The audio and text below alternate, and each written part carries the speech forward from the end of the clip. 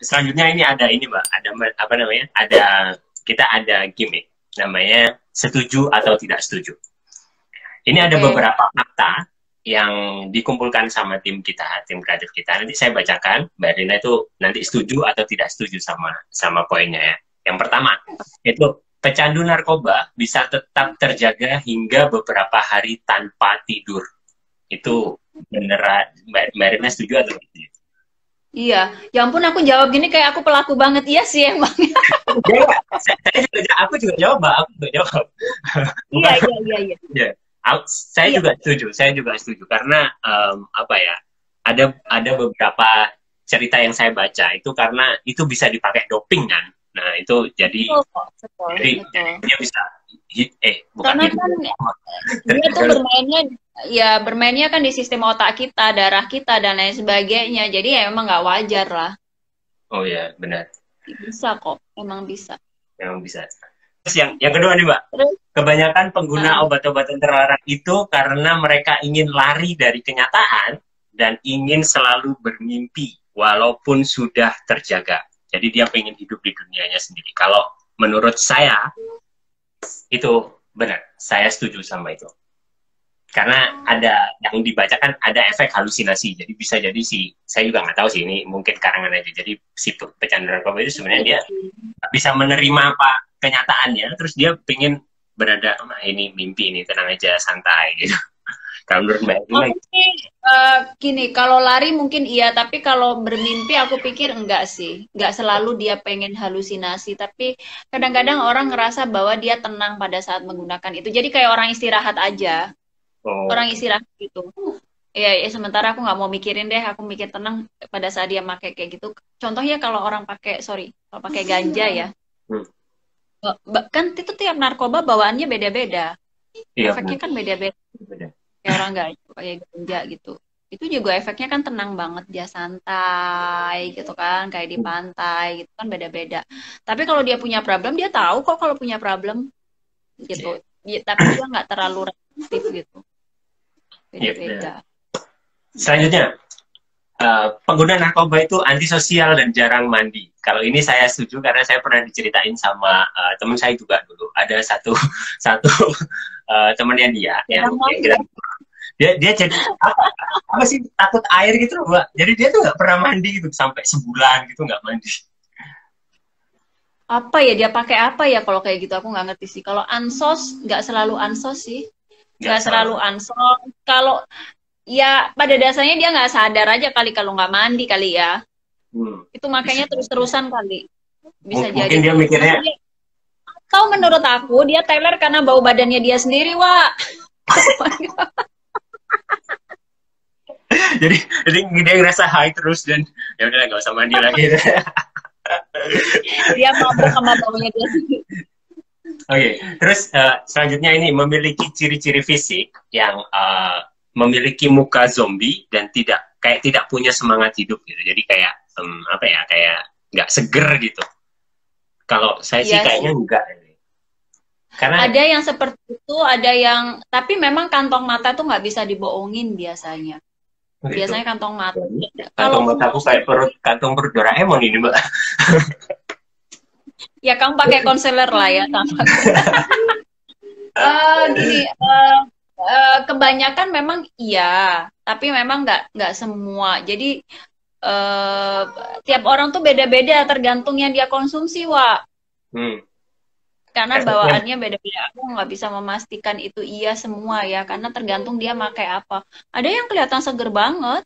Ya kan dia pintar aja kalau misalnya kayak gitu, tapi ternyata dia perawatan wajah dan lain sebagainya gitu. Tapi kalau aku cantik kan? Cantik dan ganteng. Kalau tapi aku percaya dari sorot mata sih. Kadang mereka nggak fokus ya. Dia nggak fokus, terus udah gitu apa tuh namanya ini ya kayak orang lagi ini loh, apa tuh ngelamun.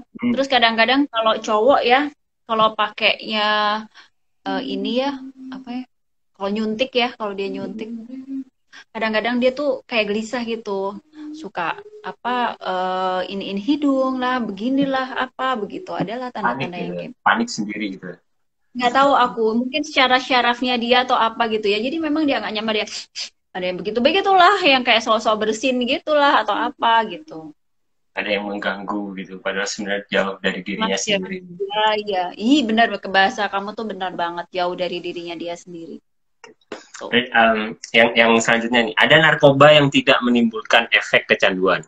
Itu Mbak Erlina setuju atau nggak setuju ya? Kalau menurutku sih enggak sih ya, karena semuanya Enggak pasti lah, akan betul. ada efek. Sekarang kita bilang deh, kayak orang main games deh. Kita nggak ngomongin narkoba deh, orang main games. Kalau sering, kita kan bisa bilang juga kecanduan kan? Iya betul, kecanduan. Kecanduan Kasihan, itu masalah intensitas, masalah frekuensi. tapi karena habit ya, Mbak ya, bisa jadi juga ya. Iya, karena dia frekuensinya sering terus-menerus, ya dia bisa kecanduan. Karena ada juga yang, apa tuh namanya, orang yang nyoba sekali, terus karena kesadaran dia penuh, dia nggak mau lagi. Iya benar. Tapi ini ada nih satu kegiatan yang kita lakukan terus-menerus, tapi kayaknya nggak ada orang yang kecanduan. Kerja. Itu mah kebutuhan, Wak. Kalau kamu nggak kerja, tuh siapa yang ngasih lu makan? Tapi saya kecanduan sih Mbak, saya edik. Kamu edit kali, depan komputer, depan laptop. Iya, benar itu. Sampai nggak dipeduliin lupa ngapa-ngapain. Kasihan deh yang perhatian.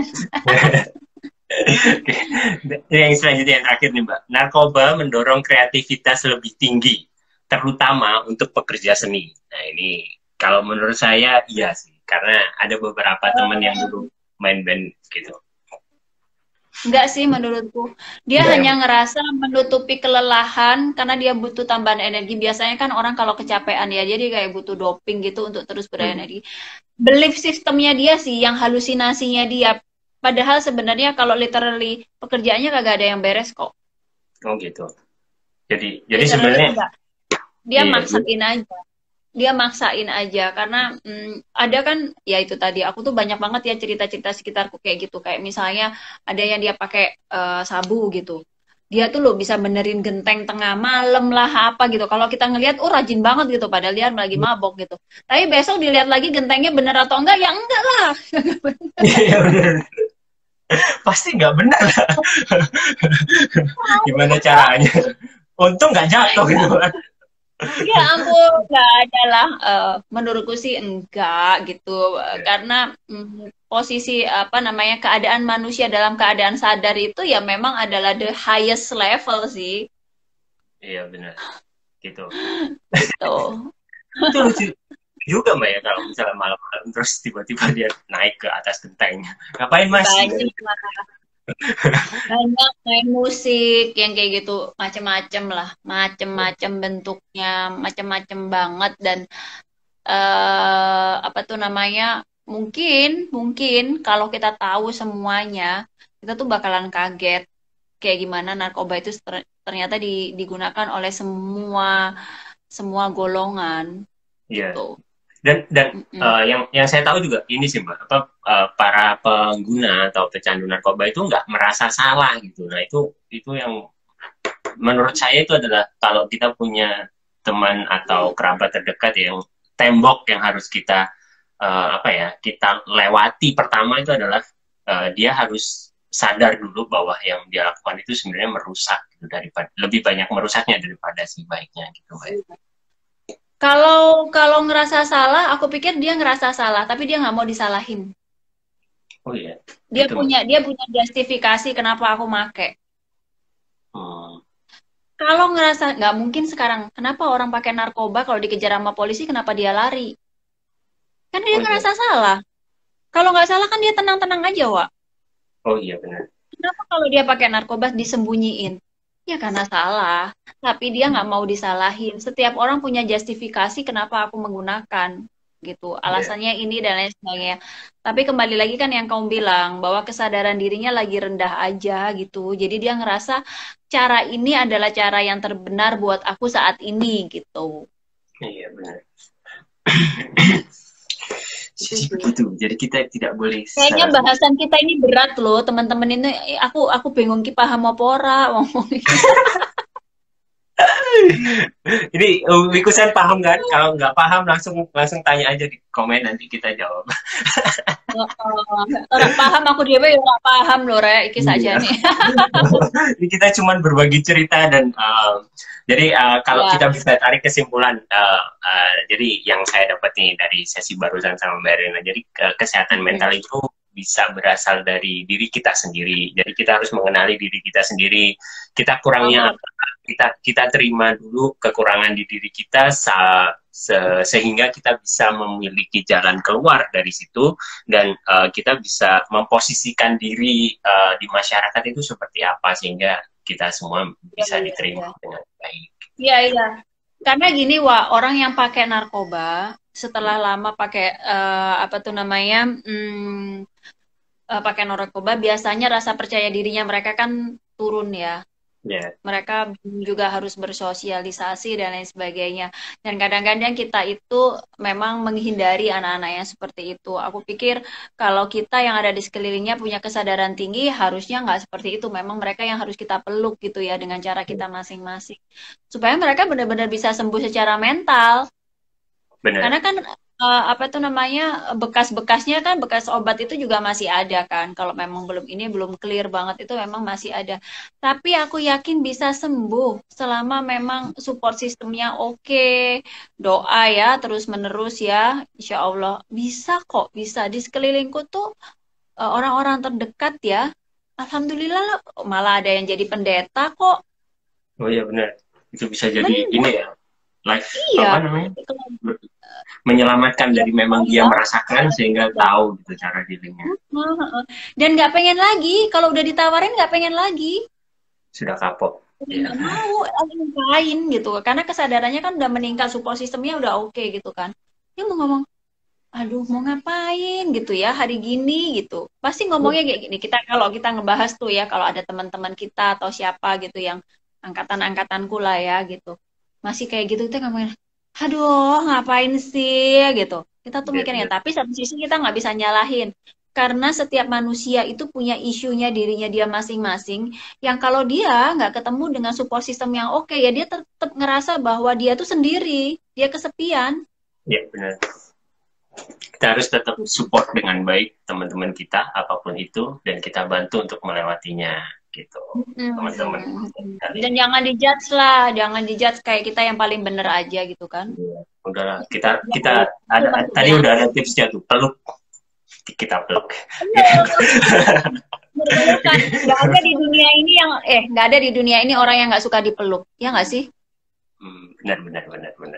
Kecuali sekarang ya kan ada corona, nggak boleh deket-deketan katanya, apalagi yang bukan muhrim gitu kan. Itu unik itu, karena nggak mungkin kita ngasih tanpa nggak dapat gitu.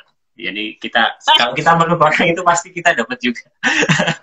Iyalah, kan itu sebagai bentuk bahwa kita itu peduli, bahwa kita itu mau spread the positive energy lah ya.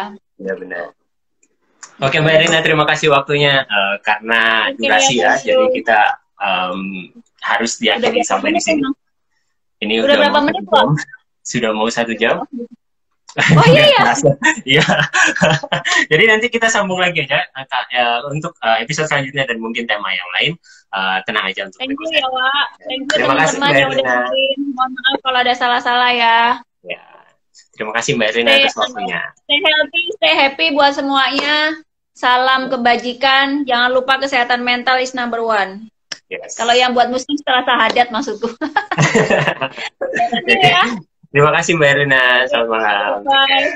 Assalamualaikum. Waalaikumsalam.